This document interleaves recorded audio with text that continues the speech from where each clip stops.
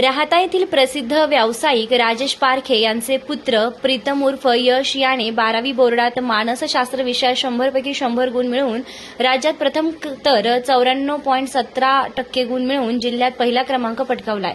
या यशाबद्दल राहाता येथील सामाजिक कार्यात अग्रेसर असणारे सायोग फाउंडेशनद्वारे सहपरिवार सत्कार करण्यात आलाय। प्रतिम वडील राजेश्वर पारखे, आई वनिता पारखे व आजी श्रीमती विजयाताई पारखे यांचा फेटा बांधून मान्यवरांच्या हस्ते श्री साई शाल व गुलाब पुष्प देऊन सन्मानित करण्यात आले। सायोग फाउंडेशनचे ज्येष्ठ सदस्य बाळासाहेब गाडेकर यांनी सर्वांचे स्वागत करून प्रास्ताविक केले।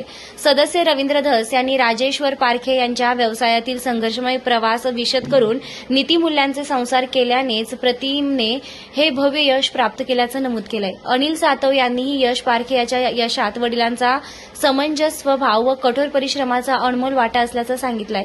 सत्काराला आभार मानताना प्रतिम पारखे याने वृक्षांनाही भावना असतात हे उदाहरण सह स्पष्ट करत आपल्या मानसशास्त्राची चुणूक दाखवली। सायोग फाउंडेशनचे कार्य हे याला अभिप्रेत आहे असं सांगून असून कौतुकास्पद असल्याचं म्हणालाय। राजेश्वर पारखे यांना सत्काराला उत्तर देताना गहिवरून आलं। सायोग फाउंडेशनचे संस्थापक अध्यक्ष डॉक्टर बापूसाहेब पानगव्हाणे म्हणाले, राजेश्वर पारखे यांच्यासारख्या निसर्गप्रेमींच्या पाठबळामुळे सायोग फाउंडेशन हे कार्य करत आहे। शेवटी सर्वांचे आभार मानत कार्यक्रमाचा समारोप करण्यात आला।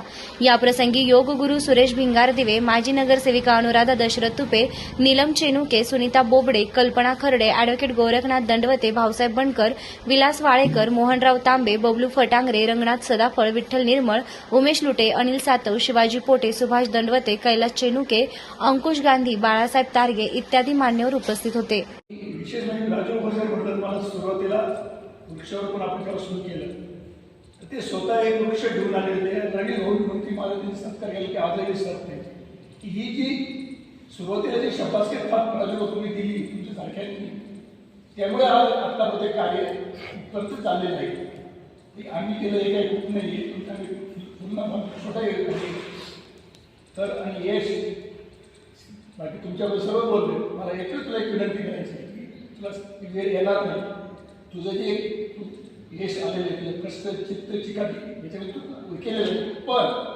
त्यामध्ये तुझ्या आई वडील आजी म्हणजे कुटुंब त्यांनी जो त्याग केलेला आहे परिश्रम घेतले त्याची विसर पडू देऊ कारण मुलांना मोठं करताना आजच्या धक्काधिकारी जीवनामध्ये बघितलं की फीज वाढलेली आहे शाळेमध्ये प्रोटोकॉल प्रमाणे तुम्हाला पुस्तकं पाहिजे कपडे पाहिजे तर आई वडील आपल्या स्वतःच्या इच्छा आकांक्षावर पाणी सोडून मुलांसाठी ते देत असतात का तुमचे योगदान तुम्ही दिलेलं आहे साहेब दिले असेल उमेश दादा ते योगदान किती भरून पावलेलं आहे ते कळत ते वृक्ष कम्प्लीट असं त्याला कॉन्क्रिटीकरण झाल्यानंतर ते गेलं असतं म्हणजे आज तिथं वृक्ष नसतं आणि ही गोष्ट मी रविदादाला सांगितली सरांशी बोललो आपल्या समोरची चर्चा झाली आणि आज ते झाड या उन्हाळ्यामध्ये डामाडोमाने उभं आहे फार मोठं डेव्हलप आहे आणि सर्व प्रवासी त्या झाडाखालीच उभे राहतात हा फार मोठा आशीर्वाद आपल्या फाउंडेशनला आहे। स्टँडच्या आतमध्ये जात नाही लिंबाची गाल सावली आहे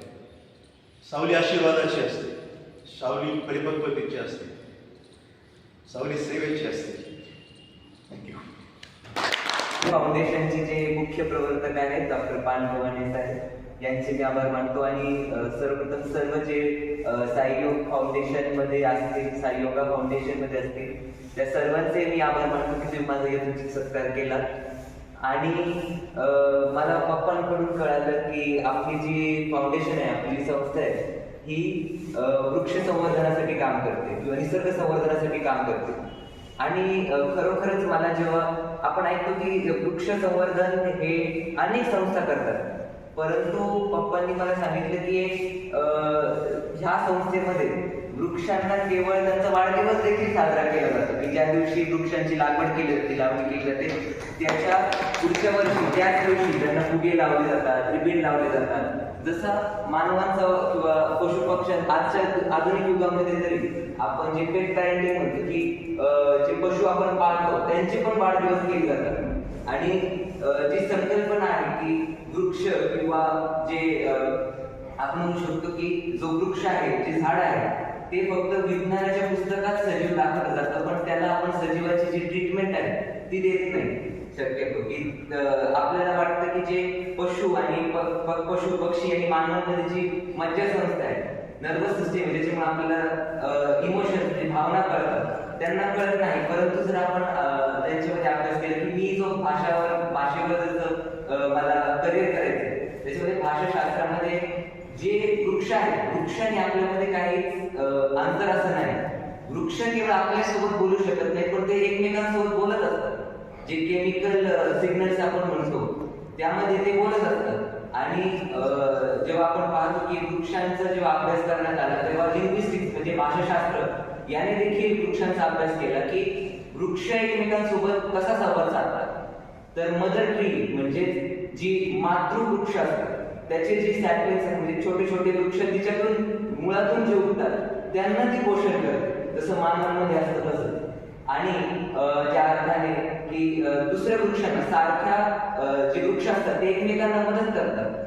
समजा जर एका वृक्षावर समजा जर आपण म्हणू शकतो पेस्ट म्हणजे जे किडे पडले किंवा त्याच्यावर काही हल्ला झाला तर ते वृक्षांची जी केमिकल्स असतात ती मातीमधून जाऊन दुसऱ्या वृक्षाला समजतात. हे भाषाशास्त्रामध्ये जे आहे याच्यामध्ये अभ्यास केलेला आहे. म्हणून वृक्षांना असतात ही खूपच आपण म्हणू शकतो की प्रशंसनीय अशी आहे. आणि आपण जर पाहिलं तर वृक्षांना जी आपण आपल्या भारतीय संस्कृतीमध्ये जर पाहिलं तर भारतीय संस्कृतीमध्ये आपल्या वृक्षांना फार महत्त्व देण्यात आलेलं आहे. कारण की मला 12वीला हिंदीची जी पाठ्यपुस्तक होतं त्यामध्ये एक धडा होता डॉक्टर मुकेश गौतम यांचा. डॉक्टर मुकेश गौतम यांनी पेड़ हौसला है, पेड़ संत है, पेड़ जे आहे जे झाड आहे त्याला मानवी गुणांनी संबोधलेलं आहे की पेड़ आपल्याला हौसला कसं देतं, की पेड़ धैर्य कसं देतं. तर आपण पाहिलं तर कितीही वारं वादळ आलं आता तर कधीही होतंय निसर्गामध्ये, कारण की मानवाने जे धुमाकूळ केलेला आहे त्याच्यामुळे कधी पण आज पाऊस पडतोय, कधी ऊन पडतंय, काही होतंय. तर त्यामध्ये झाडाचं वैशिष्ट्य म्हणजे खूप कमी झाडं मुळापासून पडतात तर जास्तीत जास्त झाडं टिकून राहतात हे आपल्याला शिकवतं. पेड़ संत आहे, संत कसं काय, जर आपण पाहिलं संतांचं सर्वात महत्वाचं जे गुणधर्म असतो तो म्हणजे देणं. आता आपल्या शिर्डीमध्ये साईबाबांनी जे आपल्याला शिकवले की द्या, म्हणजे तुम्ही द्यायचं जे शिकवलेलं आहे संतांकडून शिकवण्यात आलेलं आहे.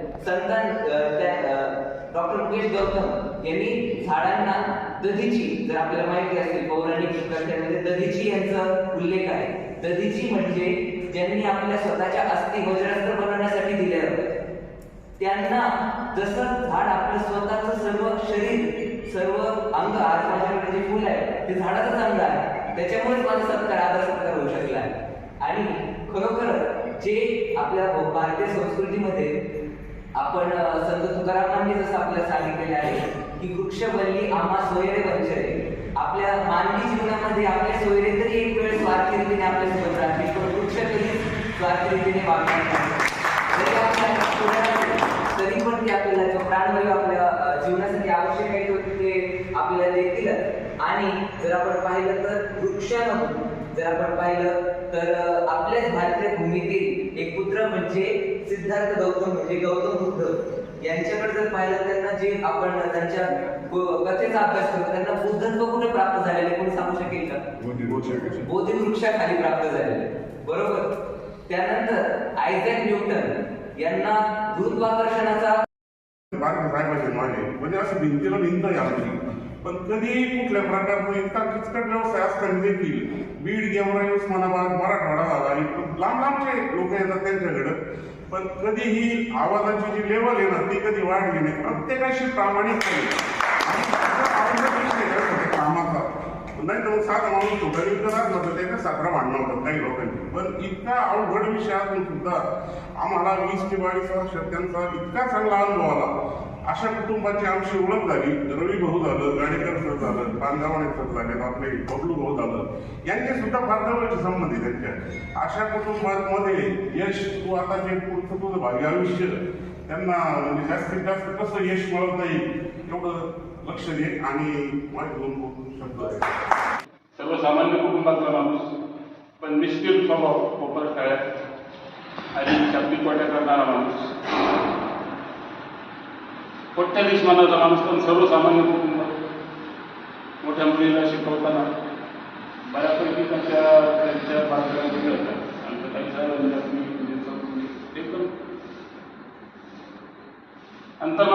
माझ्यावर जो म्हणजे मोकळापर्यंत बोलतो. मोठ्या मुलीने शिकवताना ते गळ्यातलं सौभाग्याचं देणं मोडून त्यांनी त्या मुलीचं शिक्षण केलेलं आहे. अशा परिस्थितीतला माणूस संघर्ष करून दोन्ही मुलांना उत्तम प्रकारे शिकवलंय. यशही चांगल्या मार्क्सने पास झाला. म्हणजे अगदी किचकट विषय आहे सायकॉलॉजी. प्रत्येकाची मनोभूमिका अशा विषयामध्ये त्यांनी 100पैकी 100 मार्क मिळवले. म्हणजे त्या कुटुंबाची मानसिकता आपल्या ध्यानात येते. परिवार आहे की जे साई फाउंडेशनचं जे ध्येय आहे त्या ध्येयाला अनुकरण करणारं हे एक व्यक्तिमत्व आहे. आणि म्हणून निसर्गानेच असं मला तर असं निसर्गानेच असे लोक एकत्र केलेले आहेत. त्यामधलं एक राजेश्वर पारखेंचं परिवार आहे. राजेश्वर पारखे यांच्याबद्दल मी यशच्या आधी सांगतो. यशचं जे यश आहे त्याच्या आधी सांगतो की त्यांची जी मुलगी आहे प्राची राजेश्वर पारखे की जी पशुधन विभागामध्ये MPSC पास करून क्लास 1 अधिकारी म्हणून एरंडोलला काम करतो. बरोबर, एरंडोलला ते काम करतो. हा एक असा अविस्मरणीय क्षण आहे की त्यांच्या परिवाराचं कौतुक करण्याची संधी आपल्या सहयोग फाउंडेशनला मिळालेली आहे. आणि सांगपूरवरून इतक्या सकाळी ते या ठिकाणी आले. मुद्दामून यश राजेश्वर पारखेंचं कौतुक करायचं, त्याचा सत्कार करायचं निश्चित झालं की सन्माननीय सहयोग फाउंडेशनचे अध्यक्ष डॉक्टर पानगावणे सर, बबलू फटांगे आणि रवी भाऊंना ही बातमी कळाली की यशला 12वीमध्ये 94% मार्क मिळाले आणि सायकोलॉजी या विषयामध्ये त्याला आउट ऑफ 100 भारतच ते वातावरण आहे. आणि राजेश्वर पारखे एक चांगला वाचक आहे, चांगले वाचक आहे. शेती चांगली करतात आणि व्यवसायाने जरी फिटर असले की जे जाधव साहेबांना बऱ्याच दिवसापासून परिचित होते. आणि मला त्यांनी नंतर सांगितलं तर राजेश्वर काही बोलायचं यशचा या ठिकाणी मान्यवरांच्या शुभार्थ आपण सत्कार करणार आहोत. मी आपले